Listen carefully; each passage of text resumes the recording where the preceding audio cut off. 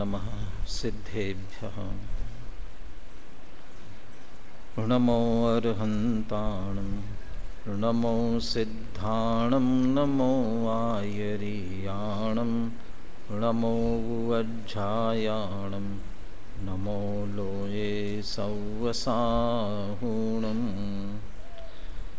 ओंकारं बिन्दुसंयुक्तं नित्यं ध्यायन्ति योगिनः कामदं मोक्षदं चैव ओंकाराय नमो नमः अविरलशब्दघनौघ प्रक्षालितसकलभूतलमलकलङ्का मुनिभिरुपासिततीर्था सरस्वती हरतु नो दुरितान् अज्ञानतिमिरान्धानां ज्ञानाञ्जनशलाकया चक्षुरुन्मीलितं येन तस्मै श्रीगुरुवे नमः।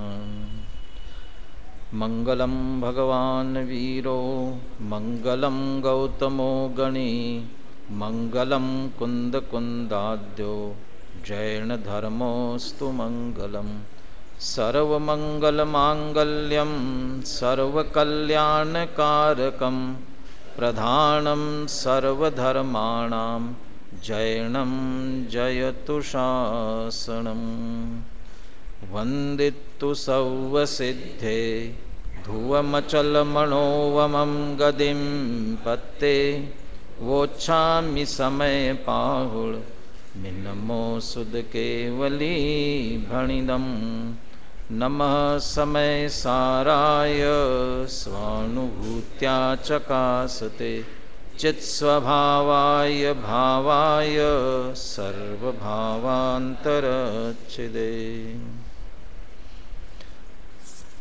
पुण्य पाप अधिकार का मंगलाचरण। पुण्य पाप दो करम शिव मगरो कन्हार पुण्य पाप से पार है आत्म धर्म अपार।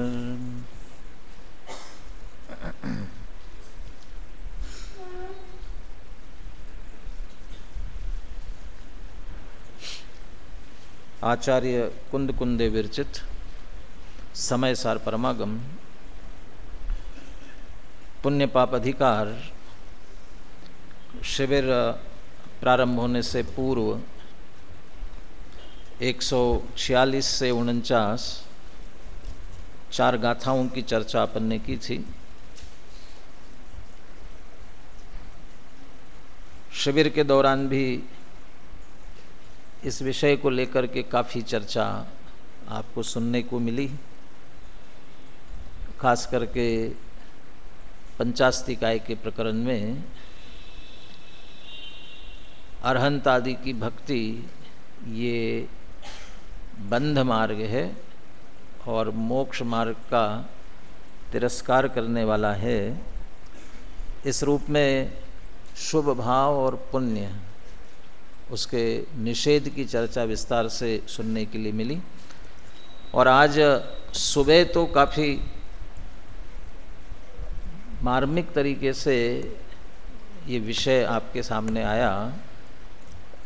जिसने भी ध्यान से सुना हो उसे शुभ भाव शुभ क्रिया उसे मोक्ष मार्ग कहना नहीं कहना वो है नहीं है इसके संदर्भ में बहुत गहराई से और मार्मिक चर्चा आई। जिसने ध्यान से सुना होगा उसे वो बात ख्याल में आई होगी। बहुत सा विषय है जैन दर्शन में। 6 द्रव्य है, 7 तत्व है। अभी चर्चा प्रवचन में कर रहा था 8 कर्म की चर्चा है। विषय बहुत है ना। और भी बहुत सारे हैं। 4 अभाव है, 5 भाव है। ये पुण्य पाप शुभ भाव अशुभ भाव इनकी चर्चा इतनी करने की क्या आवश्यकता है। क्योंकि सचमुच इसमें जगत बहुत भरमाया हुआ है सर्वाधिक। एक तो पुण्य भाव शुभ भाव से बंधता है और उसके उदय में जो अनुकूलता मिलती है, जो पुण्य का फल हमको मिलता है वो अच्छा लगता है, इसलिए पुण्य अच्छा लगता है। यद्यपि एक तथ्य कहा जाता है, पुण्यस्य फलम इच्छन्ति पुण्यम नैव कुर्वन्ति जन्तवः, और पापस्य फलम नेच्छन्ति पापम कुर्वन्ति जन्तवः। पुण्य का फल तो चाहते हैं और पुण्य करते नहीं हैं, और पाप का फल नहीं चाहते और पाप करते हैं। तो जब फिर पुण्य का फल चाहते हैं, अनुकूलता चाहते, तो पुण्य उस रूप में तो अच्छा समझते हैं ना, ये एक तो उस फल को अच्छा समझते हैं, इसलिए पुण्य को चाहते हैं। तो करते तो नहीं है ना, ऐसा नहीं है, वो करते हैं, उस भावना से ही करते, उसका अच्छा फल मिल जाए, अनुकूलताएं मिल जाए, इसी अभिप्राय से करते रहते हैं। दूसरी बात, सबसे बड़ी बात, उसे धर्म समझ करके करते हैं। जो नहीं करते हैं वे तो फल तो चाहते हैं, ठीक है, लेकिन करने वाले उसे धर्म समझ करके करते हैं। अब ये दोनों स्थितियां ही ठीक नहीं हैं। जो पुण्य के फल में अनुकूलता और सुख समझते हैं वो भी ठीक नहीं है। शुभ अशुभ बंद के फल मझार, रति अरति करे निज पद विसार, ये भी ठीक नहीं है। और दूसरी तरफ शुभ भाव को धर्म समझ करके करते हैं, वो भी ठीक नहीं है। रागादि जे प्रगट दुख देन, तिन्ही को सेवत गिनत चैन। अरे वो शुभ भाव भी वो इसलिए ये विस्तार से जो यहाँ चर्चा चल रही है, वो पुण्य शुभ जो धर्म बन करके बैठा हुआ है, धर्म लगता है, उसकी वस्तु स्थिति क्या है। होने नहीं होने की अपेक्षा से, होता है कि नहीं होता है कि क्या होता है, लेकिन उसे हम समझते क्या है। करने नहीं करने से पहले समझ ठीक करना जरूरी है। जो कुछ किया जाए वो समझ पूर्वक किया जाए तो सही हो सकता है, और समझ पूर्वक नहीं किया जाए तो सही कैसे हो सकता है। इसलिए वो उसकी समझ, उसके बारे में हमारी समझ क्या होनी चाहिए, वो हमारी समझ ठीक करना चाहते हैं। तो समझ ठीक कर ली और आचरण ठीक नहीं हुआ तो ऐसा होता नहीं है। समझ ठीक हो जाए और आचरण ठीक नहीं हो, ऐसा नहीं होता। उल्टा तो है, आचरण सुधर जाए और समझ सुधरे कि नहीं सुधरे जरूरी नहीं है, लेकिन समझ सुधरने पर आचरण निश्चित रूप से सुधरता ही सुधरता है। ये बात अलग है कि अभी जी जागरण के प्रवचनों में सुना होगा आपने, अपराध और दोष के संदर्भ में, दोष और अपराध, दोष कौन सा और अपराध कौन सा है। दर्शन मोह और चारित्र मोह में कौन अपराध है और कौन सा दोष है। दर्शन मोह क्या है और चारित्र मोह दोष है। दूसरी बात ये भी आई थी, श्रद्धान में किस्त नहीं होती। श्रद्धान या तो मिथ्या होता है या सम्यक होता है। मिथ्यात्व से पलटकर सम्यक होता है, वो पूरी तरह से सम्यक होगा, उसमें किस्त नहीं होगी। आधे क्रम से थोड़ा अभी सम्यक हुआ है श्रद्धान, फिर बाद में बाकी का बाद में होगा, पूरी तरह से एक साथ। और चारित्र में किस्त होती है, ये दोनों तरफ ही लगेगा, दोनों तरफ ही लगेगा। श्रद्धान में किस्त होती ही नहीं। वहाँ श्रद्धान पलटकर सम्यक ही होता है या फिर मिथ्या रहता है। पलटकर सम्यक होगा तो पूरा होगा, किस्त होती ही नहीं, और चारित्र में नियम से किस्त होती ही है। कोई भी कितना भी पुरुषार्थी हो तो भी एक साथ चारित्र की पूर्णता नहीं होती। आज सुबह भरत चक्रवर्ती का उदाहरण तो आया था, और उनको तो कुछ भी नहीं करना पड़ा। दीक्षा लेते ही अंतर्मुहूर्त में केवल ज्ञान की प्राप्ति हो गई। तो कहाँ किस्त हुई? तो सीधे चारित्र अंगीकार किया और पूरा हो गया। ये तो हमें दिख रहा है कि एक साथ हुआ, क्योंकि हम चारित्र की किस्त वह सिर्फ बाह्य आचरण में जो देश चारित्र है, सकल चारित्र है, उसकी अपेक्षा से जोड़ते हैं। वो उस अपेक्षा से वास्तव में किस्त नहीं होती। किस्त नहीं होती मतलब जरूरी नहीं है। क्या हर सकल चारित्र मुनि बनने वाले को पहले देशव्रती होना जरूरी है? ऐसा नियम है कि पहले तो देशव्रत अंगीकार करना ही है, श्रावक बनना जरूरी है, उसके बाद ही मुनि बने, ऐसा कोई नियम है? तो ऐसा नहीं हो सकता कि कोई सामान्य श्रावक है वो देशव्रत अंगीकार नहीं करे, सीधे महाव्रत ले। बल्कि तीर्थंकरों के, महापुरुषों के संदर्भ में तो ऐसे ही कहा जाता है, वो अनुव्रत नहीं लेते। ये दोनों विवक्षाएं हैं। उनका तो अपने आप ही जीवन ही अनुव्रत में होता है, इसलिए वे तो अनुव्रती होते हैं, नहीं होते। लेकिन किसी से वो अनुव्रत नहीं लेते, लेते हैं तो सीधे महाव्रत मुनि दशा ही लेते हैं। तो बहुत बहुत से ऐसे हो सकते हैं, श्रावक के व्रत नहीं लिए और सीधे मुनि व्रत ले लिया। बल्कि पुरुषार्थ सिद्धि उपाय में तो ये कहा है,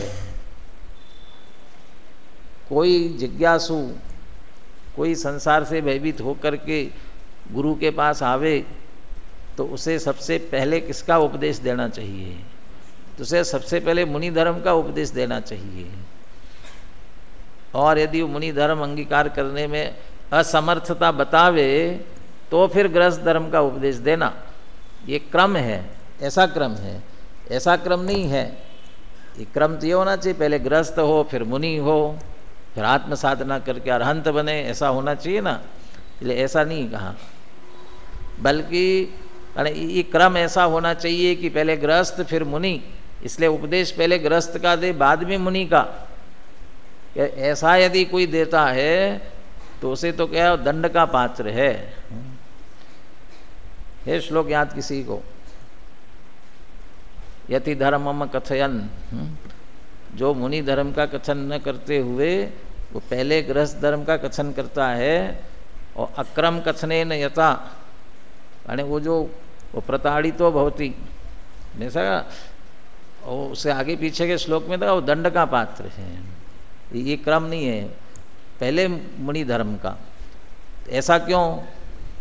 क्योंकि सामने वाला इतनी तैयारी से आया हो कि मुनि धर्म अंगीकार कर सकता है और फिर गृहस्थ धर्म में अटक जाए तो वो निचली भूमिका में आ गया। हाँ, यदि वो सामने वाला मुनि धर्म अंगीकार करने में असमर्थता बतावे तो नीचे आवे। तो इसलिए वो बाह्य चारित्र आचरण करने में इस तरह की किस्त की जरूरत नहीं है। श्रावक में भी प्रतिमाओं का ऐसा क्रम होगा ना, पहली प्रतिमा, फिर दूसरी, फिर तीसरी, इसी क्रम से लेना जरूरी है ना। कि सीधा कोई 7वीं प्रतिमा ले सकता है? जो प्रतिमा लेना चाहे उसमें क्रम से जरूरी है कि एक दो एक क्रम से आगे बढ़े। सीधे कोई सीधा ले सकता है, ऐसा कोई ज़रूरी नहीं है। तो बाह्य आचरण की अपेक्षा से इसकी किस्त की बात कदाचित नहीं हो। वहाँ पर हम भरत चक्रवर्ती को चक्रवर्तित्व गृहस्थ दशा छोड़ करके अनुव्रत तो अंगीकार किए नहीं। उनकी भोगों की तो कितनी चर्चा आती है, और उसके बाद सीधे मुनि दशा अंगीकार की और अंतर्मुहूर्त में केवल ज्ञान प्रकट कर लिया। अब वो मुनि दशा अंगीकार करने के बाद बीच में जो और चारित्र थे,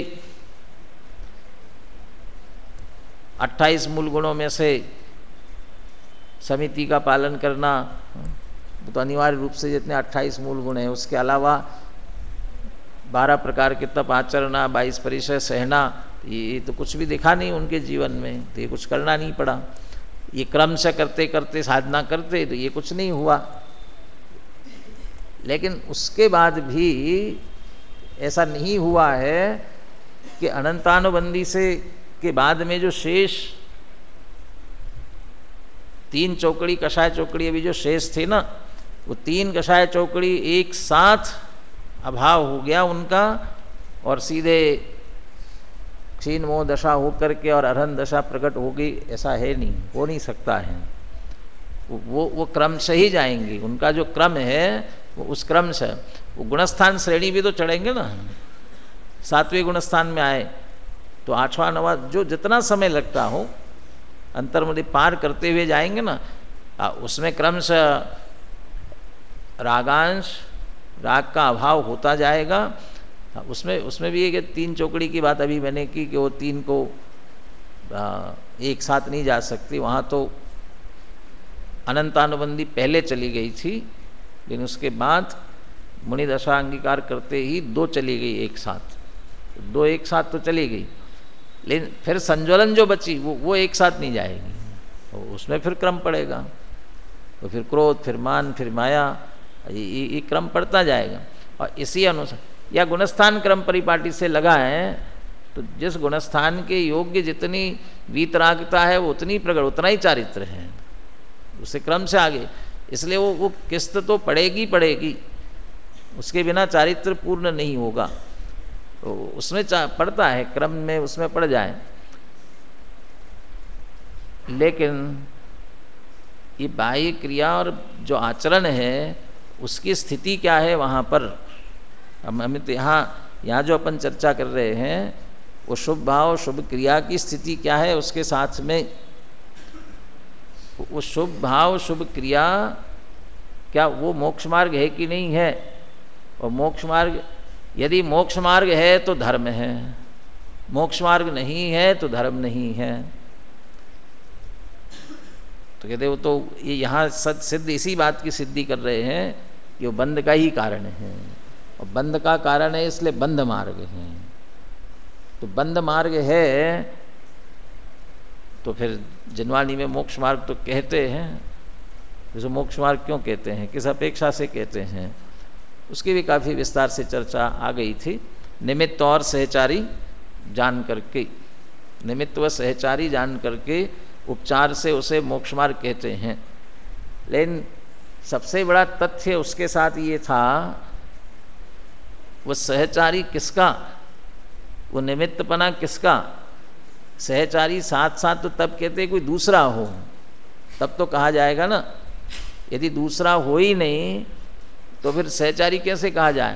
तो ये मोक्ष मार्ग, व्यवहार मोक्ष मार्ग सहचारी और निमित्त, तो नैमित्तिक हो तो निमित्त कहा जाए ना। तो कौन नैमित्तिक, जिसके लिए इस पर निमित्त बने का आरोप आ रहा है, तो वो हो तो बैठेगा ना,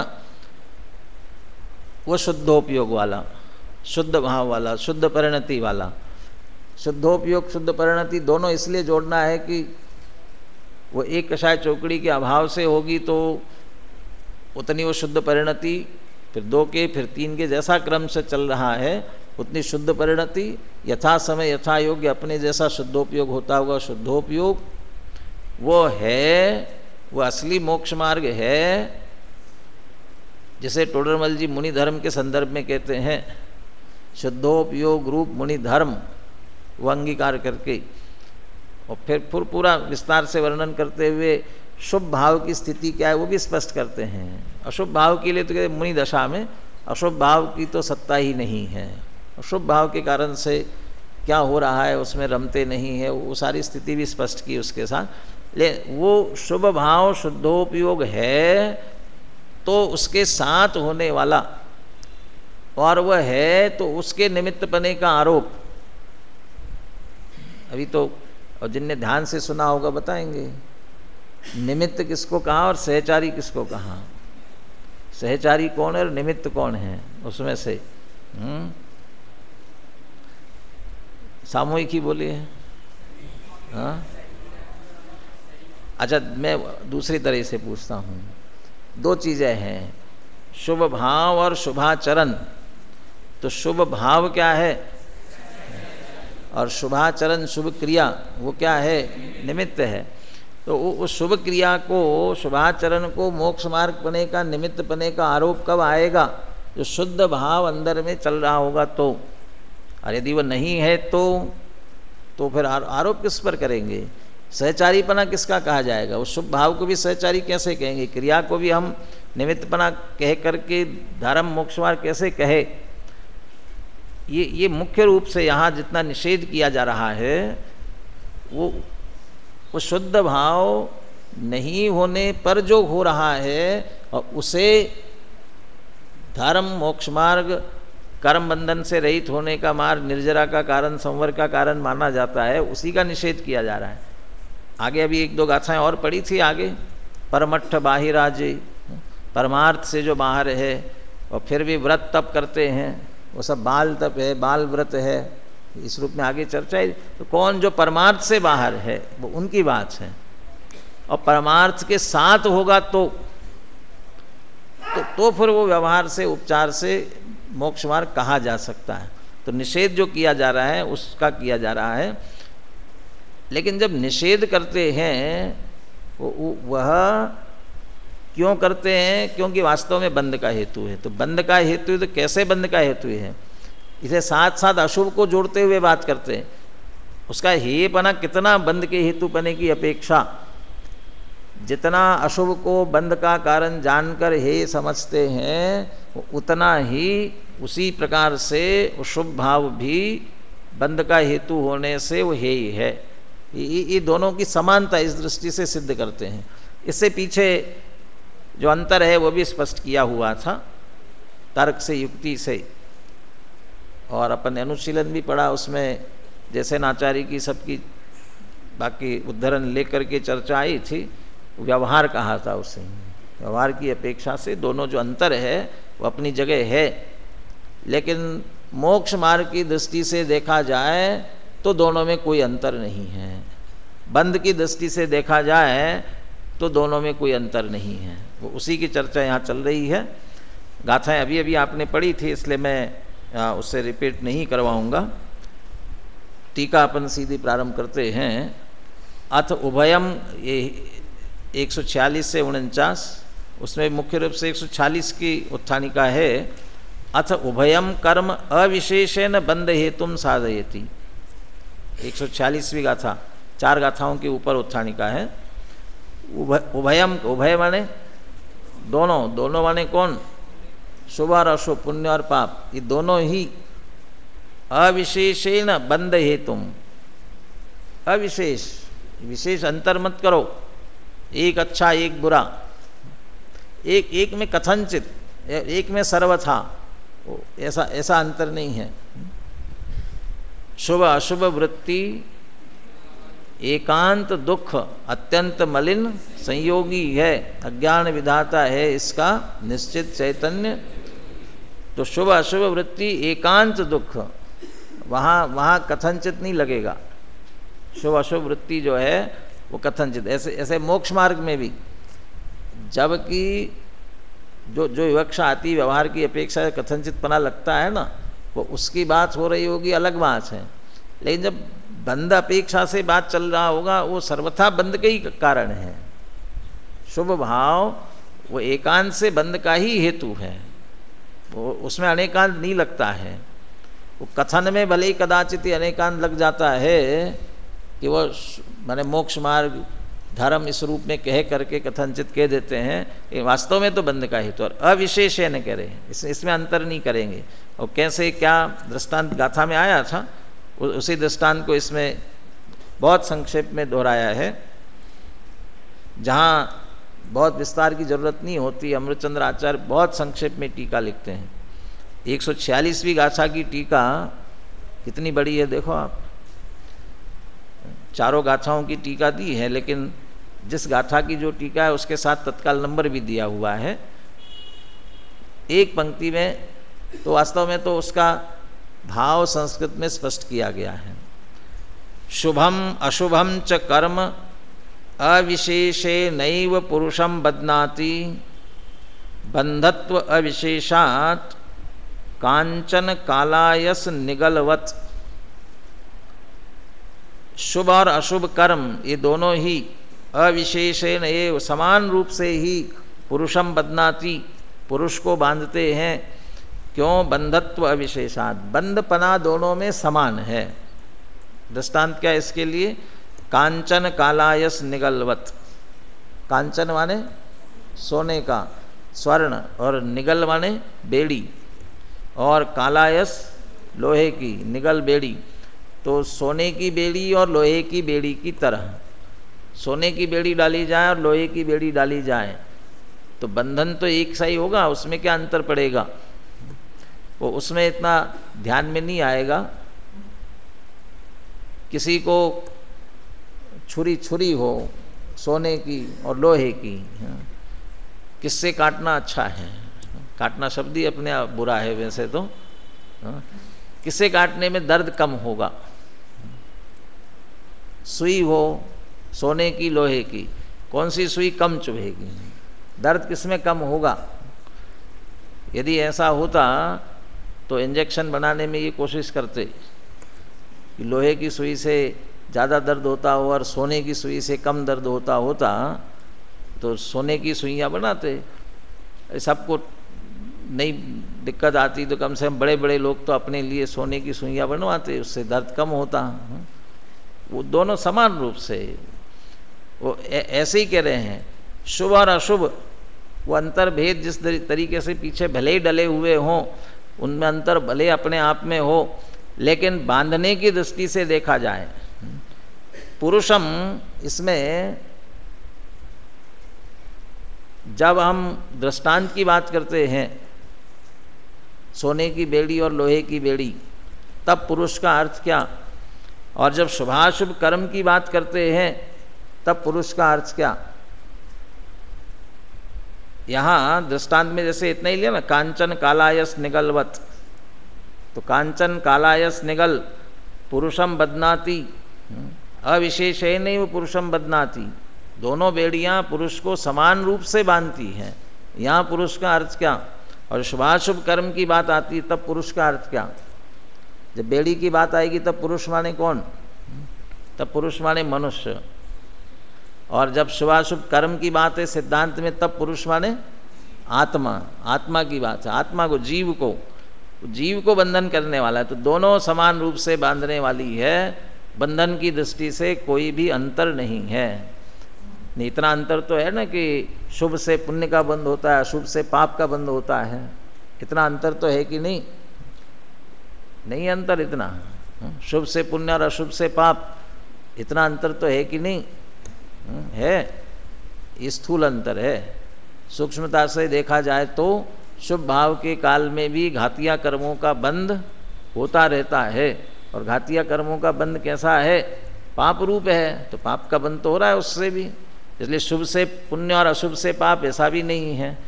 हाँ, अशुभ से तो पुण्य पाप का कोई भेद करता नहीं, वहाँ तो नियम से सब समझते हैं कि पाप ही पाप है। लेकिन शुभ में ऐसा लगता है, लेकिन शुभ में घाती कर्मों का बंध जो हो रहा है वो पाप रूप ही हो रहा है, उससे पाप का बंध भी हो रहा है, बंधन समान रूप से। और दूसरा आगे की गाथाओं में जो ये हेतु और साथ में दिया हुआ है, बहुत बड़ा हेतु कि स्वाधीनता का नाश हो, उसके लिए दूसरा दृष्टांत दिया। देखिए अगली 147वीं गाथा। अथ उभयम कर्म प्रतिषेधयति, जब दोनों बंधन में डालने वाले हैं तो दोनों का निषेध करते हैं। कुशील शुभाशुभ कर्मभ्याम सह राग संसर्गो प्रतिषिद्धौ बंध हेतुत्वात्। जो कुशील है ऐसे शुभाशुभ कर्म, अब वो कुशीलता का कारण क्या दिया? गाथा में था वो, यहाँ टीका में उस तरीके से नहीं लिया उसे। जो जब वो दोनों, ये पिछले 145वीं गाथा थी, 145वीं गाथा में था, जब दोनों ही जब बंधन करा रहे, संसार में प्रवेश करा रहे हैं, तो एक को सुशील एक को कुशील कैसे कहा जा सकता है? शुभ कर्म भी संसार में ही प्रवेश कराने वाला है तो उसे सुशील कैसे कहा जा सकता है? इसलिए वो भी कुशील है। उस अपेक्षा से यहाँ दोनों को समान रूप से कुशील कह दिया।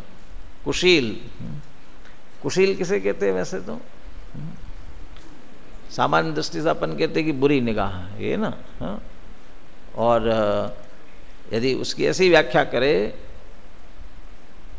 अपनी स्वस्त्री से छोड़कर पर स्त्री से ना संपर्क करना, उसका नाम कुशील कहलाएगा ना। वो ऐसे ही स्वभाव छोड़ करके पर में प्रवृत्ति हो रही है, इसलिए कुशील बना है। अशुभ में तो पर में प्रवृत्ति हो रही विषय कषाय में, लेकिन शुभ में भी पर में प्रवृत्ति हो रही है, इसलिए वो कुशील बना है। स्वभाव में नहीं, स्व में नहीं है, पर में है। उपयोग स्वयं का होकर के भी मोक्षमार्ग प्रकाशक में निश्चयाभासी में वो शंकाकार की तरफ से शंका खड़ी की है। जब निश्चयाभासी को समझाते हुए कहा कि शास्त्र स्वाध्याय करना जरूरी है, वो तो शास्त्र स्वाध्याय का निषेध कर रहा है, तो वहाँ वो प्रश्नकार शंकाकार अपनी तरफ से प्रश्न खड़ा करता है, कहता है कि वो तो शास्त्र में जाने वाली बुद्धि को व्यभिचारिणी कहा है। शास्त्र में जाने वाली बुद्धि व्यभिचारिणी है। किसका है? पद्मनंदी पंचशतीका का किसका है? कौन से ग्रंथ का दिया? उसमें नाम भी दिया ना, हाँ, पद्मनंदी पंचशतीका का ना। तो वहाँ तो कहा है कि शास्त्र में जाने वाली बुद्धि व्यभिचारिणी है, तो ये हम बुद्धि को व्यभिचारिणी क्यों करेंगे? तो शास्त्र में जाने वाली बुद्धि व्यभिचारिणी है, और विषय कषाय में जाने वाली बुद्धि, व्यापार धंधे में जाने वाली बुद्धि, वो क्या है? वो महाव्यभिचारिणी है। लेकिन वो लगता नहीं है, वहाँ उसको विचार। तो कहते बराबर है, वो कहा हुआ है, लेकिन वो क्यों कहा? क्योंकि बुद्धि आत्मा की है, उपयोग आत्मा का है, तो उसे कहाँ जाना चाहिए, कहाँ लगना चाहिए? तो उसका व्यापार आत्मा में हो, वो ठीक है, वो सुशीलपना है उसका। लेकिन आत्मा का होकर के भी पर में जा रही, शास्त्र में जा रही है, तो वास्तव में स्व में स्थिरता की, स्वभाव सन्मुखता की प्रेरणा के लिए वो कहा हुआ है। तो शुभाशुभ दोनों समान रूप से पर सन्मुखता कराने वाले, इसलिए दोनों को कुशील कहा जाता है। ऐसे कुशील शुभाशुभ कर्मभ्याम सह राग संसर्गो प्रतिषिद्धौ, राग और संसर्ग निषेध किया हुआ है। राग संसर्ग की व्याख्या की थी उस समय। राग और संसर्ग, मन में इसकी प्रशंसा का परिणाम आना, उसको राग कहा था, और वचन से, क्रिया से उसको भला जानना, उसकी प्रशंसा करना वचनों से, वो संसर्ग कहा था, राग और संसर्ग। और दूसरा ये कह सकते हैं कि उसको उपादेय मानना, वो राग, और संसर्ग माने आचरण में भी उसमें लिप्त होना, उसी में लग जाना, राग ये प्रतिषिद्ध हो, क्यों? बंध हेतुत्वात् के, बंध के हेतु है। अब यहाँ दृष्टांत दिया, उसे आगे और विस्तार दिया उसे फिर। कुशील मनोरम अमनोरम करेणु कुट्टिणी राग संसर्गवत। जैसे मनोरम माने सुंदर, अमनोरम माने असुंदर। तो यहाँ कह सकते हैं मनोरम माने शुभ के लिए, अच्छे के लिए, जिसको अच्छा लगता है, और अमनोरम माने असुंदर, जो अच्छा नहीं लगता, पाप हमें अच्छा नहीं लगता है, अशुभ अच्छा नहीं लगता, उसके लिए। और करेणु हाथी, हथिनी, और उसके साथ लिया कुट्टिणी। वो हथिनी भी कैसी?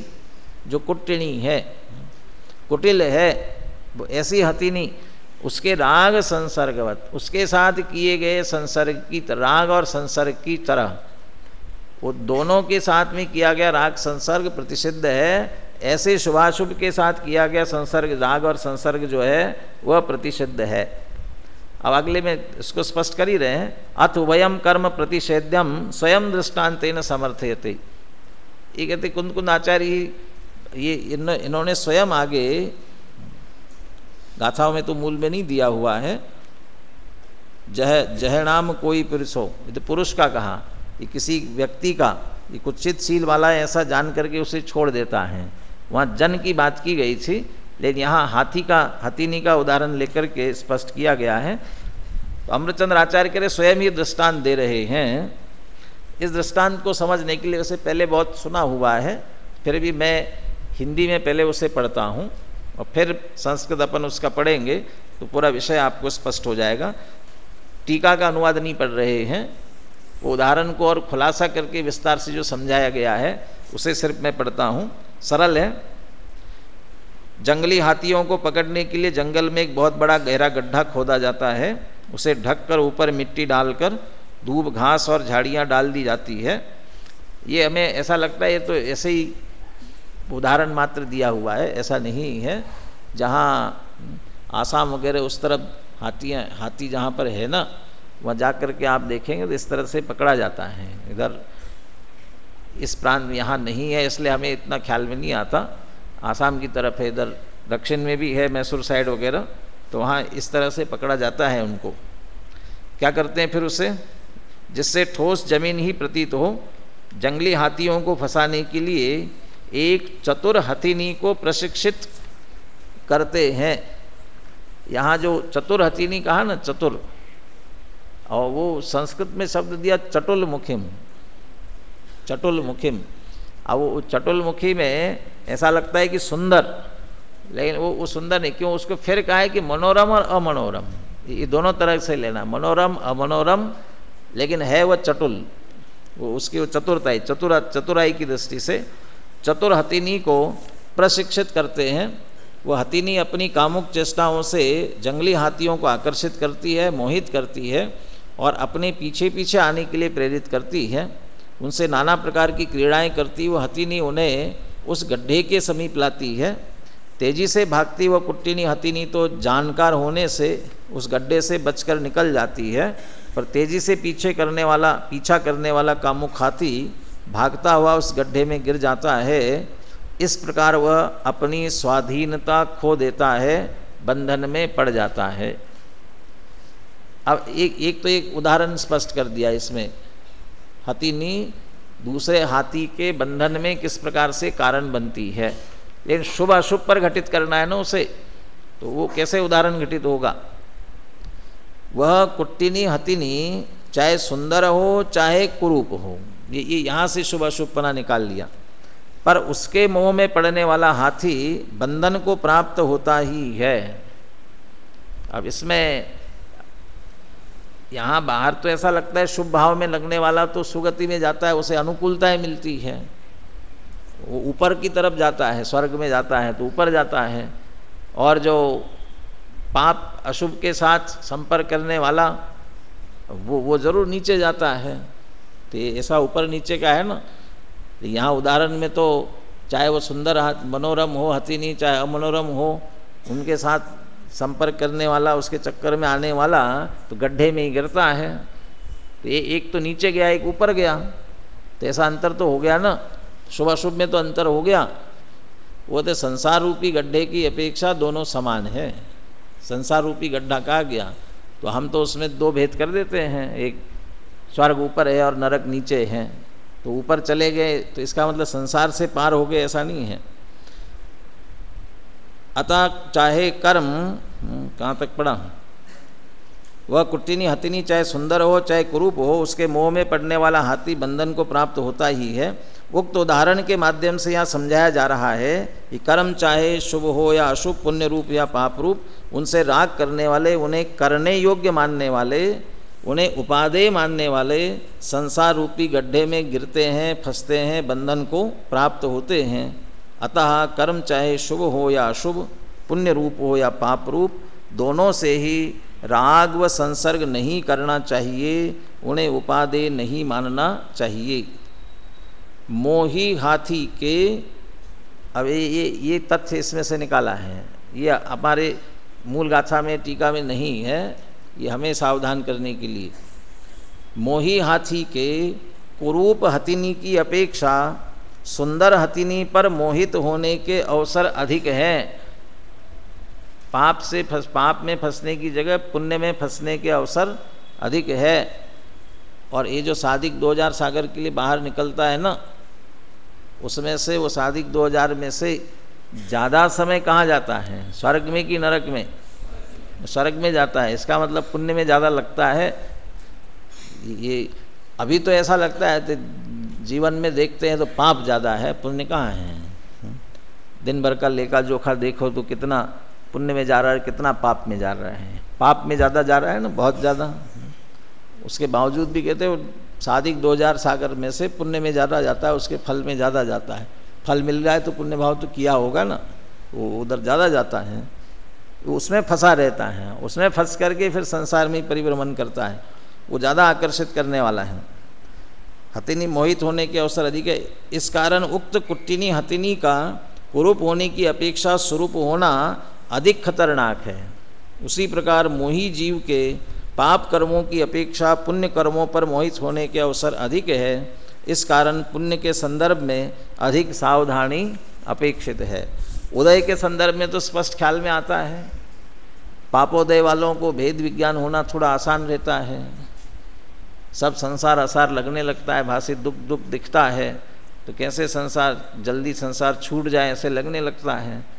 और पुण्योदय में अनुकूलता हो तो कहाँ विचार करने की फुर्सत, बहुत अच्छा लगता है, वो उसी में लगा रहता है फिर वो। अब संस्कृत से देखिए ये दृष्टांत वाला, यथा खलु कुशलः कश्चिद वन हस्ति स्वस्य बंधाय उपसर्पन्तिम चटुलमुखिम मनोरमाम अमनोरमां वा करेणुकुट्टिणीं तत्वतः कुत्सितशीलां विज्ञाय तया सह राग संसर्गो प्रतिषेधयति। यहाँ तो मैंने निषेध वाली बात ले ली, वो ऊपर में आ गया, उसमें दृष्टांत ऊपर वाले में कह दिया। दो वो जो कुशील मनोरम अमनोरम हाथी के साथ संसर्ग करने वाला बंधन में पड़ता है, वो हाथी वो कुशल नहीं है। कुशील और कुशल में अंतर समझना है ना। अब कह रहे कुशलः कश्चिद वन हस्ति, अब उसे वो तो कोई सब हाथियों को फंसाने के लिए वो जाल रचा जाता है, कोई विशेष हाथी के लिए तो नहीं, सब हाथियों के लिए है। तो सबके सब हाथी नहीं फंसते हैं, तो कौन हाथी नहीं फंसता? जो कुशल है, वो चतुर है। कुशलः कश्चिद वन हस्ति स्वस्य बंधाय उपसर्पंतिम चटुलमुखिम, वो उसे भी तो बंधन में डालने के लिए आती हुई उस तरफ। अब यहाँ उपसर्पंतिम में उसे आकर्षित करने के लिए हाव भाव करती हुई उस तरह से आ रही है ना। और चटुलमुखिम, वो चटुल मुख वाली। अब यहाँ चटुल मुख वाली क्या, सुंदर मुख वाली। अब वो सुंदर मुख ये हो सकता है, भले ही अंदर अपने आप में तो है कुरूप, लेकिन दिखाना सुंदर है, तो सुंदरता ऊपर से ओढ़ करके आ सकती है आकर्षित करने के लिए, इसलिए चटुल मुखिम। और जो सुंदर है वो तो सुंदर मुख वाली हो सकती है। अंदर में मनोरमाम अमनोरमाम वा, मनोरम अमनोरम हो, करेणु कुट्टिनीम तत्वता कुत्सित शीलाम विज्ञाय, तो उसमें चाहे मनोरम हो चाहे अमनोरम हो, वह कुत्सित शील वाली ही है ऐसा जानकर यदि इसके चक्कर में पड़ेंगे तो गड्ढे में फंसना पड़ेगा, ऐसा समझ करके तयास राग संसर्गो प्रतिषेधयति। ये भी निश्चित है ना। डॉक्टर साहब से उदाहरण पुनः पुनः सुना होगा। सब ये निषेध करते हैं कि चौराहों पर सिनेमा के पोस्टर नहीं लगाने चाहिए, उसके कारण से क्या होता है, एक्सीडेंट हो जाते हैं। अब वो कहते हैं वहाँ लगे हुए हैं इसलिए एक्सीडेंट हुए, ऐसा नहीं, पहले एक्सीडेंट हो गया है इसलिए वहाँ लगाए गए हैं। या फिर जो एक्सीडेंट होता है ना, वो पहले यहाँ एक्सीडेंट हो जाता है तब वो देखता है, फिर बाहर के एक्सीडेंट तो बाद में होता है। अरे मन में पहले विकृति है इसलिए पहले तो वहाँ लगाया गया है। मन में है विकृति, या सब लोगों की मन में विकृति है, जानते हैं, इसमें निगाह सबकी पड़ेगी, पड़ना चाहिए। और दूसरा, वो ज़बरदस्ती तो हमारा उपयोग खींचता नहीं है, हमारा उपयोग वहाँ जाता है और तब बाद में ये बाहर का एक्सीडेंट होने के लिए कारण बनता है। माने राग संसर्ग, पहले राग हुआ मन में और फिर वह संसर्ग करने के लिए गया, ये पहले राग ही उत्पन्न नहीं हुआ। तो जो कुशल हाथी है वो चक्कर में पड़ता ही नहीं, उसके मन में ख्याल ही नहीं आता, ख्याल नहीं आता है तो उधर वो नहीं जाता। तो जैसे वो राग संसर्ग नहीं करता प्रतिषेधयति, तथा किल आत्मा अरागः, कौन सा आत्मा, अरागः, वो जो रागी नहीं होता, राग के चक्कर में नहीं पड़ता है, अरागः ज्ञानी, ज्ञानी और अरागः स्वस्य बंधाय उपसर्पन्ति मनोरमाम अमनोरमाम वा सर्वामपि कर्म प्रकृति। वो कर्म प्रकृति को मनोरम और अमनोरम कह दिया। तो शुभ है वो अच्छी लगती है इसलिए मनोरम कर्म प्रकृति, और अशुभ जो है मनोरम अमनोरम लगती है। लेकिन उपसर्पन्तिम कैसी है वह? वो बंध के लिए आ रही है। दोनों शुभ हो चाहे अशुभ हो, वो बंध के लिए आ रही है, बंधन करने के लिए आ रही है। गुरुदेव ने उपसर्पन्तिम का अर्थ किया फल देने के लिए उदय में आती हुई, ऐसी वो जैसे वो हाथिनी में उपसर्पन्तिम है, वो उसको फंसाने के लिए हाव भाव करती हुई आ रही है। यहाँ फलदान सामर्थ्य रूप से जो उदय में आ रही है, और उदय में आ रही है तो जीव को उस प्रकार के परिणाम कराएगी ना पक्का। वो हाव भाव करती हुई हाथिनी आ रही है, वो हाथी को लुभा करके फंसाएगी ना, पक्का है क्या? वो तो आ रही है, लेकिन फंसना कि नहीं फंसना ये हाथी के हाथ में है। जो हाथी उसके ऊपर मोहित होगा वो फंसेगा। ऐसे ही भले ही कर्म का उदय आ रहा है, लेकिन उससे पुनः बंधन को प्राप्त होना कि नहीं होना ये आत्मा के हाथ में है। वो कौन आत्मा बंधन में पुनः पड़ेगा? वो उस पर मोहित होगा, उसके अनुसार शुभाशुभ परिणाम करेगा तो बंधन में पड़ेगा, और नहीं करेगा तो बंधन में नहीं पड़ेगा। तो सर्वामपि कर्म प्रकृतिम तत्वतः कुत्सित शीलाम विज्ञाय। अरे दोनों ही कुत्सित शील वाले हैं, वहाँ स्वाधीनता का नाश करने वाले हैं, पराधीन करने बंधन में डालने वाले हैं। ऐसा जानकर तयास राग संसर्गो प्रतिषेधयति, उनके साथ राग और संसर्ग नहीं करता है। तो शुभ और अशुभ दोनों के लिए, लेकिन शुभ दोनों ही परिणाम होते हुए तो दिखाई देते हैं, छूटते कहाँ हैं? दोनों हो रहे हैं ना, पर राग संसर्ग नहीं करते हैं। पहले श्रद्धा की अपेक्षा से राग नहीं करते हैं, चारित्र मोह जनित जब तक चल रहे हैं उपाधि बुद्धि उनके प्रति नहीं रखते हैं, और धीरे धीरे अपनी सामर्थ्य बढ़ती जाती है स्वसन्मुखता की, तो धीरे धीरे आचरण में से भी वो छूटने लगता है तो ऊपर बढ़ते जाते हैं। श्रावक के जीवन में होने वाले जितने भी शुभ भाव शुभाचरण है, यदि अच्छे हैं तो आगे बढ़ते जाना चाहिए ना। अच्छी चीज़ तो बढ़ती हुई जाना चाहिए, छूटना क्यों चाहिए? वो छूटते हैं इसका मतलब ही अच्छे नहीं हैं। और वो सम्यक दर्शन ज्ञान चारित्र रत्नत्रय का परिणाम, वो शुद्धता शुद्ध भाव वो बढ़ता जाता है, वो घटता नहीं है, निश्चित रूप से बढ़ता जाता है, इसलिए वो अच्छा है। शुभ भाव भी घटता जाएगा। अच्छा, क्रिया भी, जो क्रियाएं गृहस्थ दशा में शुभ क्रियाएं अच्छी मानकर, देव पूजा गुरु पास्ती ये दान जो भी है श्रावक के कार्य, मुनि दशा होने के बाद अच्छे थे ना, तो मुनि दशा होने के बाद करना चाहिए ना उनको, कि छोड़ देते हैं, छूट जाती, छोड़ देते हैं माने आगे बढ़ते हैं उससे। तो इसके वो उस दशा के हैं, वो पड़ाव थे बीच में आ गए, आगे बढ़ गए तो पीछे रह गए।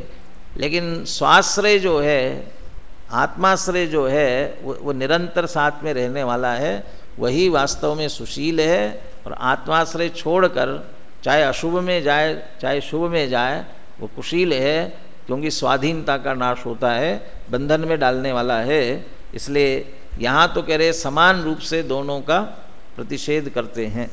अब इसी की चर्चा अगली गाथा में 150 नंबर की गाथा बहुत प्रसिद्ध गाथा है, और इसमें ऐसो जिनों देशो कहा गया है। ये जिनेन्द्र का उपदेश है।